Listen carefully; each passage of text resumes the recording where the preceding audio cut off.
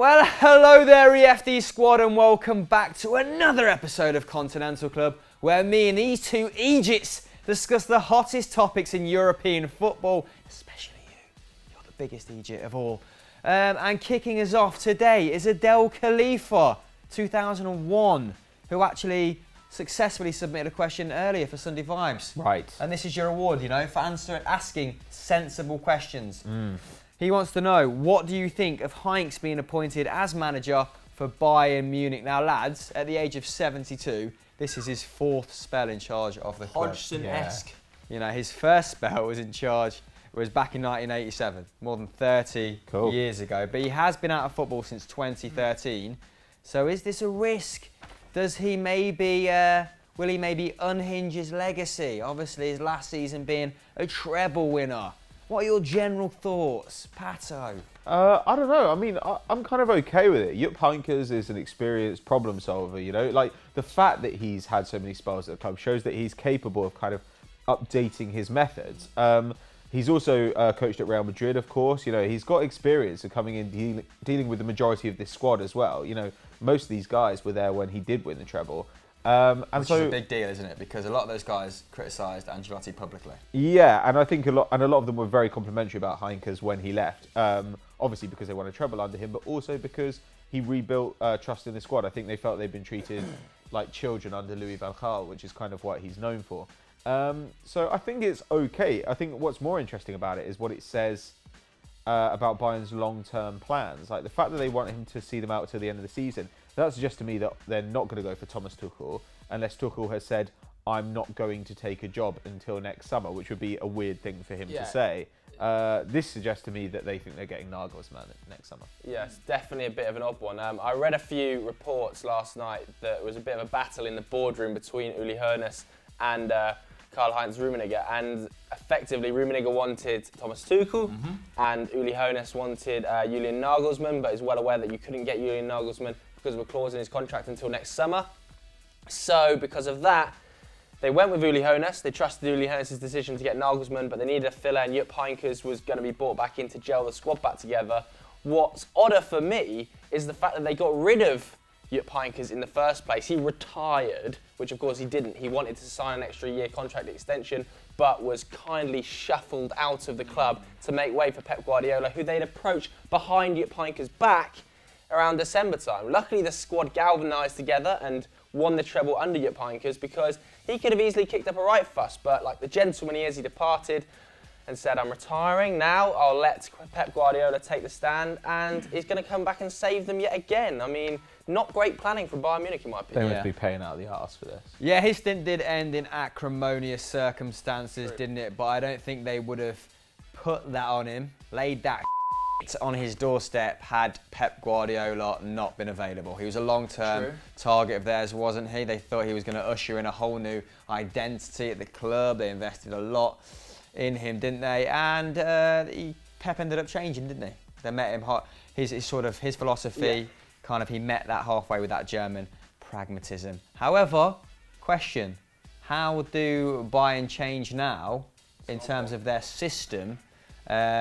Because Ancelotti's 4-3-3 that he was persevering with was rubbing a few of the players, namely Thomas Muller, up the wrong way, wasn't it?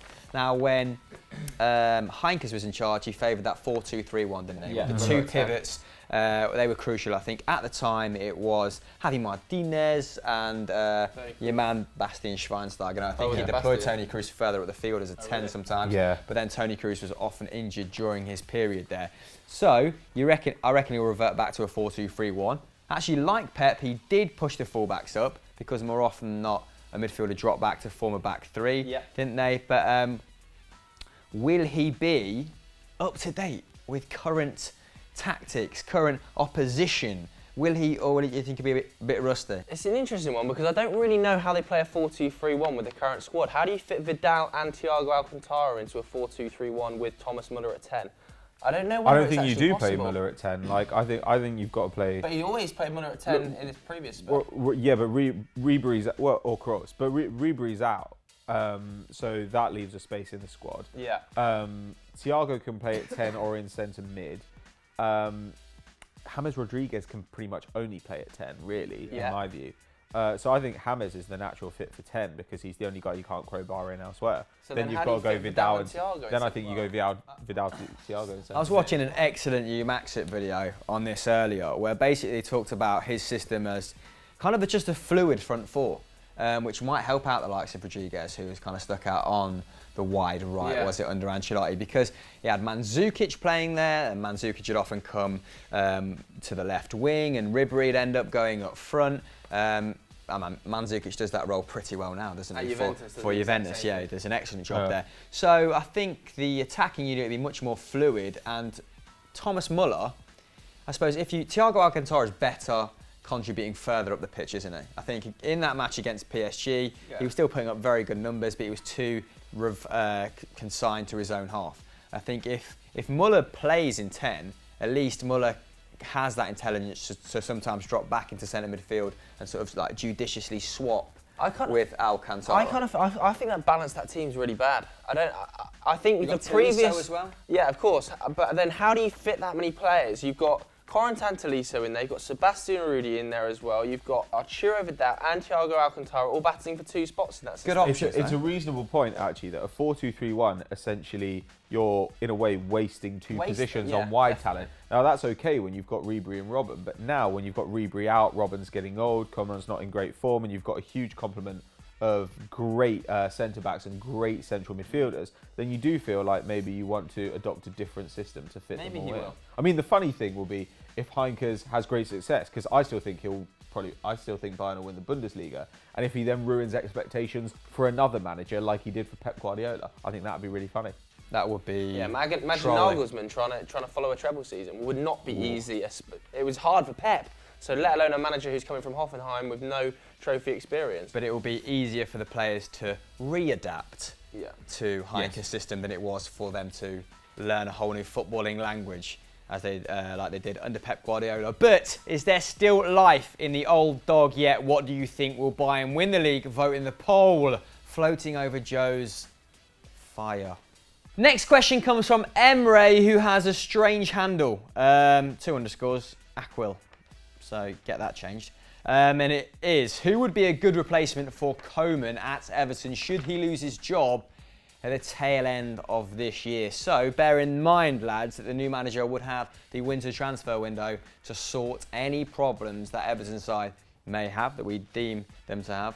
Obviously, pace being one of them. Joe, list off a couple of names and pick your favourite, please, Squire. I said yesterday that I thought Claude Puel would be a decent shout for a team like Everton. I think he did a fairly underrated job at Southampton last season. Definitely. Southampton fans hated him.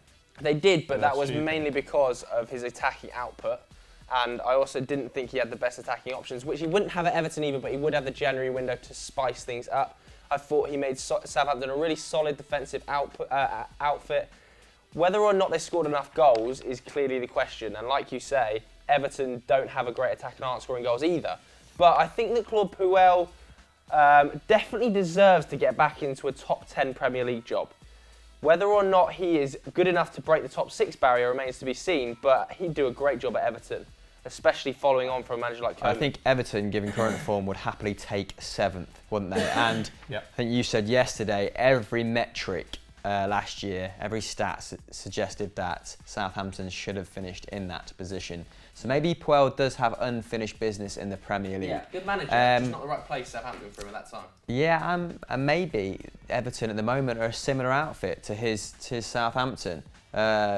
Solid defensive players, albeit an ageing back line with not much attacking potency. And let's not forget, and a lack of pace in the side. He was following a manager in Pochettino who played some of the most exciting football in the league. So it was always going to be a step backwards from there. Did he sell Jay Rodriguez? Claude Puel, no. He was sold this summer under Mauricio Pellegrino. Right, okay, so he just didn't bring in anyone. Oh, but no, he brought in Gabbiadini, who started well, of course, but then I don't think he scored for 9 games towards the tail end of the season. Obviously had Shane Long. I'm trying to think why they had a lack of goals. Shane Long, there was that famous incident where he came on and off, gave him the eyeballs, didn't they? Dusan Tadic, he put a lot of eggs in one basket with Sofian Buffal, and Sofian Buffal never quite turned out to be the electric rocket that he thought he was going to be. 12? 14? Well, I don't know how much he was, but when he first joined, there was an extremely high amount of hype about him. Around him, yeah. Go on then, Pato. Who do you pick? But it's like you say, when they were actually outperforming Everton last season in terms of chances of creating all that sort of stuff. And when you think that they didn't have Lukaku, that's genuinely quite impressive. Like Everton had a legit superstar in their team. I think. And if Southampton, if they spent 200 million, even in their current state, I feel like they'd probably be ahead of Everton. Oh yeah, well, because they're so good at finding stars. I mean, look. They're not going to get any of the kind of best managers who are currently out of a job, right? They're not going to get Ancelotti. They're not going to get Luis Enrique. They're not going to get Thomas Tuchel. So Puel would be great. I mean, the guy who I would have liked for them would have been Marcelino, who obviously is at Valencia right now. Now, Marcelino plays a kind of compact defensive style that's fitted quite well to Everton's current squad. Like the problem is, you want to say, oh yeah, go and get a Jorge Schmidt, go and get one of these exciting managers. But they're actually not really going to be a good fit for the squad that Everton have. Crap. Yeah, and none of them. I don't know if any of them really have experience of playing in a pressing side. How are they going to deal with just being told to press? That takes ages to learn, and that's not what Everton need at the moment. They need somebody who's going to come in, put in a reasonable system that will work intelligently, and basically get the best out of what they have until January. Although Marcelino, his Valencia side at current aren't playing in a very Marcelino type fashion, are they? They opened the season with 2 very impressive draws against Real Madrid. I think it was 2-2, and then 0-0 against Atletico Madrid. But since then, I think they've scored 12 in the subsequent 4 games and conceded 5 goals. So their games have been hella entertaining. Obviously, he put together a formidable defence at Villarreal, didn't he? And that's why you're kind of talking up. But this Valencia side, spearheaded by West Ham reject Simone Zaza, is currently 3rd in the table, I believe, on 15 points, 6 points behind leaders Barcelona at the time of filming. Don't think they're playing this week. It's an international break, so at the time of watching. But I think they're averaging about 13 shots a game, which is more than Atletico Madrid as well. And you think of the attacking talent in the Atletico Madrid side. Griezmann, Carrasco, Torres, Gamero. I forgot Gamero was there. So maybe Marcelino has added, with that, he's only got a squad of 22 as well. Yeah. Maybe he's added a bit of attacking flair to his defensive now, so becoming a very well-rounded manager. It might be more sought after this season at Valencia. It's amazing that he's never moved. Yeah. It's amazing he's never gone to a bigger club, say Italy particularly, or the Premier League. His football seems like it would be really well suited to Italy. And actually that might be a good place for Everton to look as well. Like Koeman's style of football is very much what we used to see in Italian football kind of a generation ago. Yeah. We'd see compact defences, we'd see relatively kind of tentative attacking. And so maybe that would make sense. Because when I look at that squad at the moment, I don't really see a lot of pace. Yes, they've got Aaron Lennon on the books, but he's not there. Morales is in and out. Bolassi's still injured. Where is the pace coming from? I think that squad at Everton's really poor. Yeah. In a number of different areas. It's imbalanced. We've spoke about it so often, haven't we? Yeah, I mean the defence at the back is It's the plus of number poor. 10s. Yeah, aging defence. The centre backs in a back 3 in particular just don't work. Ashley Williams positionally is appalling, shambolic. But he wasn't last season during his first season. I think it's this. The summer's done him no good there, and he's getting no younger. Reverting to 3-4-3 doesn't appear to have benefited the side whatsoever, in my opinion. But I've not watched a whole lot of Everton, but when I have, I've been relatively unimpressed with the new system. Their personnel is so badly suited to 3-4-3. Like everyone's thinking, let's play a 3-4-3 at the moment, and there are clubs like Arsenal where it isn't done terribly well. It isn't. The manager hasn't put it in very well, but the personnel actually do make sense in a 3-4-3. Yeah. At Everton, you're seeing guys playing wing back who are strikers like Calvert-Lewin, or central midfielders like Tom Davis. Yeah. You've got guys playing centre back who are full backs. Like Galloway, I think has done it. He did it last season. Maybe he's on loan at the moment. Like it just doesn't seem to be joined up thinking. And also, like Joe said, maybe Ashley Williams has just hit a wall. It happens with older players. It does happen. He and Jagielka are super old now, and they've both been good defenders, but now you can't really rely on them, at least not for a 38-game season. Jags is 35, and we actually heard from sources that we can't name that they wanted him out of the club, or Koeman at least asked for them to try and get rid of him, but no one took the bait. But I saw an interesting stat the other day that Everton's average defensive position is the deepest in the league, and it doesn't surprise me at all. The 2 or 3 games that I've watched Everton play in, those 3 centre backs may as well set up tense on the edge of their own 6-yard box. But the thing is, right, so they're deep, but then you say, okay, so the midfield inviting pressure on them, and are we being unfair on the defence? But they've got a couple of the best defensive midfielders.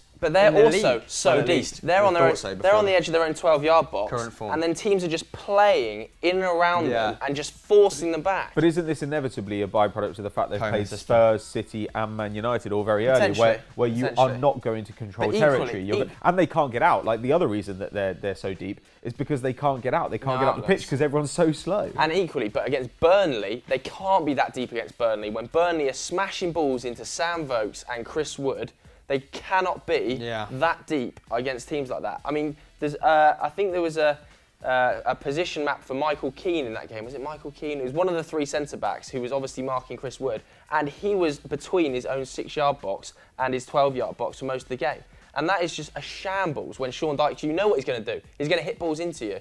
Yeah, I mean, Michael Keane as well. People talked up his distribution before he moved this season, but he was very used to playing a long diagonal ball, and I suppose that's not really the case when you've got a Sandro Ramirez up front, or a Wayne Rooney, or a Gylfi Sigurdsson at 10. So distribution from the back as well, Everton hasn't been great. But maybe, you know, if Marcelino comes to the club, he can bring Vidal and Lato with him, 2 good young fullbacks who have started the season extremely well.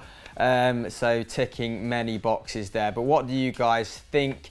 Should Koeman be sacked? Who should replace Koeman? Let us know. Yeah.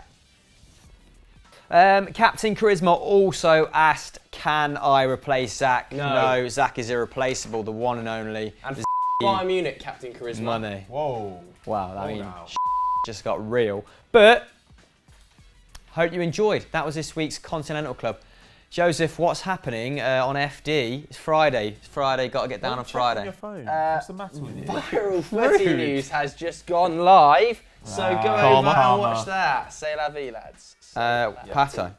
Obviously, stay right here on Eurofootball Daily. Check out Stat Wars The Champs. Also, head over to 90+1 Facts, our new channel. You can check out 90+1 Facts about FIFA, about Messi, Ronaldo, all the good stuff. What you said. Yep. Bye. Bye.